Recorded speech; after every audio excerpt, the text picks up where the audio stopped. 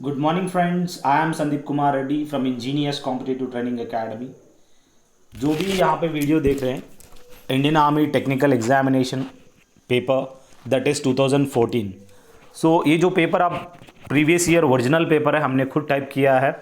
आप चाहो तो प्रीवियस ईयर जितने भी 2013, 17 अप टू 21 तक हमने पेपर्स डिस्कस किए हैं, जाकर प्लेलिस्ट के अंदर चेक कर सकते हैं। चलिए स्टार्ट करते हैं। जो भी सवाल जो कि गोवा 2014 में जो क्वेश्चंस आए हुए थे उनको हम डिस्कस करेंगे। पहला देखा जाए जनरल नॉलेज की जो सवाल है, when is the world health day is celebrated. कब वर्ल्ड हेल्थ डे सेलिब्रेट किया जाता है?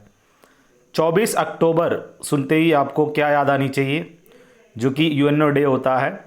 और 5 सितंबर जो कि Sarvepalli Radhakrishnan teachers day celebrate करते हैं।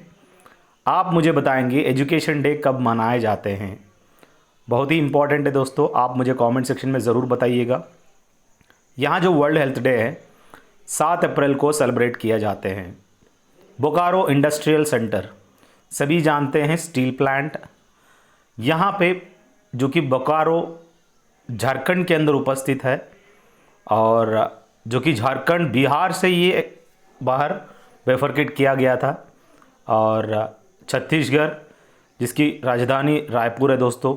और जिम कार्बेट जो कि नेशनल पार्क, ये कहाँ पर है आप मुझे कमेंट सेक्शन में ज़रूर बताइएगा। The largest producer of jute in the world is, जो कि बांग्लादेश काफ़ी मशहूर है दोस्तों। जूट वगैरह यहाँ सबसे ज़्यादा प्रोड्यूस किया जाते हैं। आपको पता होना ज़रूरी है, जहाँ पे बांग्लादेश के अंदर जितने भी कपड़े वगैरह हैं और चादर वगैरह सबसे ज़्यादा आपको प्रोडक्शन देखने को मिलेगा। और चाइना किसके लिए फेमस है? सबसे बहुत ही ज़्यादा जो कि एक्सपोर्ट करता है वो क्या है, आप मुझे कमेंट सेक्शन में बता सकते हैं। ब्राज़ील, जो कि ब्राज़ील फेमस है कॉफ़ी के लिए। इंडिया में सबसे ज़्यादा टी पाए जाते हैं। और नेपाल किसके लिए एक्सपोर्टिंग, आप मुझे कमेंट सेक्शन में ज़रूर बताइएगा। Which state has the longest coast line? ऐसा कौन सा स्टेट है जिसका कोस्ट लाइन सबसे ज़्यादा है? वो है गुजरात। और दूसरा नंबर पे कौन सा आता है? आंध्र प्रदेश। गोवा सबसे कम कोस्टल लाइन आप देख सकते हो गोवा का।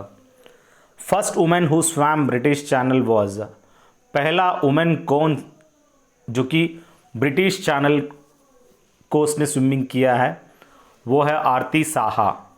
और पीटी उषा एक एथलीट है दोस्तों। और अंजू बॉबी जॉर्ज एक लॉन्ग जंपर है। शोभा लक्ष्मी किसके लिए फेमस है, आप मुझे कमेंट सेक्शन में ज़रूर बताइएगा। रीजनिंग की सवाल अगर देखा जाए 11, 19, 23, 26, 30, 33 के बाद जो कि यहाँ पे एक सीक्वेंस, अलग अलग सीक्वेंस आ रहे थे, जो कि 4 3 4 3 4 3, अगला एक 4 ऐड हो जाएगा जो कि 37 इसका आंसर बनेगा। पहला वाला जो सवाल जो पूछा गया था, इनमें से कौन सा आपको यहाँ पे लग रहा है कि गलत सीक्वेंस दिया है? तो वो है, आप देख सकते हो। और यहाँ पे जो 11 और 19 के बीच में क्या मिस था, ये आप ज़रूर बताइएगा। जियोलॉजी जो होता है, अर्थ का स्टडी को जियोलॉजी कहते हैं। एंटमोलॉजी जो कि इंसेक्ट्स का स्टडी को एंटमोलॉजी कहते हैं। पेंसिल को उसने इस तरह से लिखा है जैसे मैंने नीचे लिखा है PNCIL, पेन को उधर कर दिया, CIL को इधर कर दिया। ठीक उसी तरह स्टैपल को हम लोग PLESTA करके लिख सकते हैं। हार्ड को 1357 कोड दिया है, सॉफ्ट को 2468। जो लेटर्स ऊपर नीचे हैं ठीक उसी तरह आपको लिखना है। 21448 को यानी शूट करके आपको देखने को मिलेगा। Vinod ranked 17th from the top, 37th from the bottom of the class.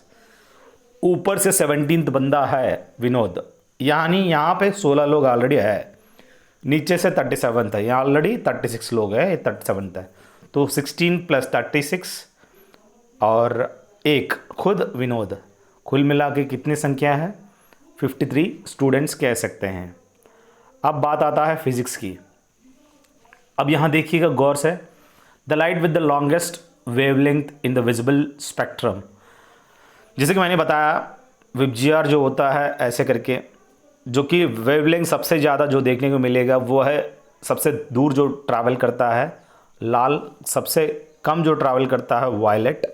अब ये वायलेट मैक्सिमम डिविएशन देखने को मिलता है, यहाँ वेवलेंथ की पूछा जा रहा है जो कि लाल इसका सही उत्तर है दोस्तों। अगर वो मैक्सिमम डिविएशन की बात करता है तो आपको वायलेट आंसर देना पड़ेगा। अब बात आता है दोस्तों डोमेस्टिक वायरिंग में, the switch is fixed on which wire, जो कि सभी 3 सॉकेट ऐसे देखने को मिलता है, ऊपर वाला बाकी नीचे वाले। इनमें से एक डोमेस्टिक वायरिंग में the switch is fixed on which wire, that is live and earth wire पे जो स्विच होता है अप डाउन, लाइव और अर्थ वायर में इस तरह कनेक्ट करते हैं। जो अर्थ वायर होता है तभी आप लोग इमरजेंसी लाइट इस्तेमाल करते हैं, तो क्या होता है जब स्विच ऑफ हो जाता है अर्थ वायर से कनेक्टेड रहता है, तो जब वो जो पोजीशन में आराम से आपको देखने को मिलेगा लाइट। अब देखिए यहाँ पे डोमेस्टिक वायरिंग में स्विच जो है लाइव और अर्थ वायर दोनों में देखने को मिलता है। The place where the angle of dip is 90 degrees, जिसको हम कहते हैं सभी जैसे कि geographical poles of the earth. अगर एक कंपास को अर्थ को इक्वेटर से ऊपर, जो कि मान लो मेरा चेहरा एक ग्लोब है, यहाँ पे इक्वेटर पास होता है, यहाँ पे नॉर्थ पोल है, यहाँ साउथ पोल है। अब यहाँ से नॉर्थ पोल के पास जाएंगे तो आपका ये जो कंपास रहेगा वो 90 डिग्री से ऐसे डिफ्लेक्ट रहेंगे। तो ये चीज़ आपको देखने लायक है, वहाँ पे एकदम काम करना बंद कर देता है, वो एकदम पूरा अट्रैक्ट होकर रहता है वो। तो geographical poles of the earth के ऊपर वहाँ पे एंगल ऑफ डिप जो है 90 डिग्रीज देखने को मिलेगा। ऐसा यूनिट ऑफ करंट क्या है? एम्पियर है दोस्तों, जो कि international system of unit ampere में मेजर करते हैं। कूलम्स जो कि चार्ज, ये अलग अलग चार्जेस हैं। एक होता है इलेक्ट्रिक चार्ज, यहाँ पर इलेक्ट्रिक चार्ज का जो यूनिट है वो कूलम है दोस्तों। ओम रेसिस्टेंस का यूनिट है, मो रिवर्स में ओम का रिवर्स मो है दोस्तों। ये कंडक्टेंस का यूनिट है दोस्तों। यहाँ पे as you go up a hill the level of the mercury क्या होगा? आप पहाड़ के ऊपर जाते ही जो कि मर्क्यूरी लेवल घट जाएगा। रीज़न ये है वहाँ पे जो एटमॉस्फेरिक प्रेशर है बहुत कम देखने को मिलेगा। अब मैक्सिमम कहाँ देखने को मिलेगा? वो है धरती के ऊपर। The radio active rays which are not deflected by magnetic field is gamma rays, जो कि रेडियो एक्टिव रेज है जो कि डिफ्लेक्ट नहीं होते इर्रेस्पेक्टिव मैग्नेटिक फील्ड होने के बावजूद भी, वो है गामा रेस। क्योंकि वो काफ़ी पेनेट्रेटिव होता है, वो एकदम घुस जाते हैं और वो पेनेट्रेशन पावर बहुत ज़्यादा देखने को मिलता है गामा रेस को। अल्ट्रा वायलेट रेस जो कि आप जानते हैं सूरज से धरती पर जब अटैक करता है आपका जो शरीर पूरा काला हो जाता है, जैसे कि सभी जानते हैं ये पूरा का पूरा काला हो जाता है, ये आप देख सकते हो। ये because of that ultra violet rays वो आपको स्किन कैंसर भी हो सकता है। अगला देखिए यूनिट ऑफ सरफेस टेंशन की बात कर रहा है। पहले आपको पता होना ज़रूरी है सरफेस टेंशन होता क्या है। फोर्स पर यूनिट लेंथ को कहते हैं सरफेस टेंशन। फोर्स का यूनिट न्यूटन होता है, पर लेंथ यानी मीटर होता है। बाकी न्यूटन फोर्स का है जॉल पर सेकंड। यहाँ पे जो जॉल है work upon time, that is power का होता है, जो कि वाट भी कह सकते हैं। यहाँ जॉल जो है वर्क का है दोस्तों। Central point of the surface of the mirror is known as, एक मिरर है उसकी जो सेंटर पॉइंट जो होता है उसको हम क्या कहते हैं? पोल कहते हैं। अगर एक मिरर चाहे एक कॉन्केव मिरर है, यहाँ पे सीधा कन्वर्ज होता है कहाँ पर? फोकस के पास आप देख सकते हो। रेडियस तो अगर मान लो एक सर्किल फॉर्म में है, यहाँ से लेके यहाँ तक जो उसको हम रेडियस कहते हैं। 2 रेडियस को मिलाने के बाद वो क्या होगा? डायमीटर होगा। फोकी सभी सुना होगा। सोलर सिस्टम के अंदर जो सूरज की जो जगह है उसको हम फोकी कहते हैं। बाकी जो प्लैनेट्स है एलिप्टिकल शेप में घूमते रहते हैं, जो कि धरती जो है ऑब्लेटेड स्फेरॉइड शेप में आप देख सकते हो। सेंट्रीपिटल फोर्स की वजह से वो घूमते रहते हैं planets. What is the name of the fuel specially used in rockets? सभी रॉकेट्स के अंदर जो फ्यूल का इस्तेमाल करते हैं उसे हम प्रोपेलेंट के नाम पे जाना जाते हैं। अब बात आता है escape velocity from the earth surface. धरती का सरफेस से अगर आप देखा जाए एस्केप वेलोसिटी की बात करें, यहाँ से अगर कोई भी वस्तु 11.2 किलोमीटर पर सेकंड की रफ्तार से हम फेंकेंगे तो सेम टाइम वो निकल जाएगा धरती से। इतना तेज़ी से आपको थ्रो करना पड़ेगा जिससे वो सीधा धरती से एस्केप हो जाता है। अगर मान लो मून के ऊपर अगर किसी चीज़ को बाहर फेंकना है, आपको सिर्फ 2.4 किलोमीटर पर सेकंड काफ़ी है, क्योंकि वहाँ का जो ग्रेविटेशनल फोर्स है वो 1/6 ऑफ अर्थ है, जिसकी वजह से वहाँ पे कमी है। सो यहाँ पे है जो वेट 6 किलो अगर रहेगा धरती पर, मून के ऊपर जाते ही वो 1 किलो का हो जाएगा। वहाँ पे gravitational acceleration due to gravity, जो ग्रेविटेशनल फोर्स जो है वो बहुत कम है, जिसकी वजह से 2.4 है दोस्तों। बाकी 3 × 10⁸ मीटर पर सेकंड ये स्पीड ऑफ द लाइट होता है। The direction of induced current is obtained by, जो यहाँ पे डायरेक्शन ऑफ इंड्यूस्ड करंट की बात कर रहा है, that can be obtained by Fleming का सभी राइट हैंड रूल देखा होगा सभी ने। ये राइट हैंड रूल में अगर देखा जाए, अगर ऐसे ये डायरेक्शन ऑफ इंड्यूस्ड करंट के बारे में ये फ्लेमिंग्स राइट हैंड रूल बताता है। अब बात आता है दोस्तों, at what temperature the readings of centigrade and foreign heat scale coincide. चाहे कोइंसाइड कह लो, चाहे पैरिटी कह लो, चाहे सिमिलर कह लो, चाहे इक्वल कह लो, सब बराबर है। C - 0/100 is equal to F - 2/80। जहाँ C का वैल्यू अगर -40 डालेंगे तो F का वैल्यू अपने आप -40 आ जाएगा। बाकी 0 डिग्री सेंटीग्रेड पे पानी मेल्ट भी होता है और फ्रीज भी होता है। 100 डिग्री सेंटीग्रेड के ऊपर आप देख सकते हो पानी जो क्या होता है वो एवापोरेट हो जाता है, बॉयल हो जाता है। एक train covers the first half of the distance between two station at a speed of 40 kilometer per hour, other 60 kilometer per hour, then its average speed is. यहाँ पे एक ट्रेन है, एक जगह से दूसरी जगह आ रहा है, यहाँ से यहाँ जो ट्रैवलिंग कर रहा है, यहाँ पे क्या पहला हाफ 40 स्पीड से आ रहा है, बाकी आधा हाफ 60 स्पीड से आ रहा है। एवरेज स्पीड का फॉर्मूला होता है 2ab/a+b, जो कि आपका आंसर 48 किलोमीटर पर आवर यहाँ एवरेज स्पीड बनेगा दोस्तों। अगर वो ऑप्शन 48 किलोमीटर पर आवर की जगह अगर आपको मीटर पर सेकंड दिया है तो आपको क्या करना होगा, इंटू 5/18 के साथ अगर करने से जो भी वैल्यू बनेगा वो आपको आंसर में होना चाहिए। आपको कन्वर्जन भी आना है, बहुत ज़रूरी है। डाइन पर सेंटीमीटर जो है एक यूनिट है दोस्तों, सरफेस टेंशन की एक यूनिट है। अब मैंने बताया था force per unit length, force का CGS यूनिट यहाँ पे डाइन है, लेंथ का CGS यूनिट जो कि सेंटीमीटर है, जो ही पूछा गया है। Force equal to M × A, M यानी मास, A यानी एक्सेलरेशन, तो उसके हिसाब से आप जो भी यूनिट बनेगा देख लीजिएगा। वर्क, जॉल, हीट, कैलोरीज, ये आपको पता होना ज़रूरी है। स्पीड ऑफ द लाइट की बात करें 3 × 10⁸ मीटर पर सेकंड। कभी कभी आपको कंफ्यूजन करने के लिए सेंटीमीटर में दे देगा, तब आप 3 × 10⁻10 सेंटीमीटर पर सेकंड करना होगा।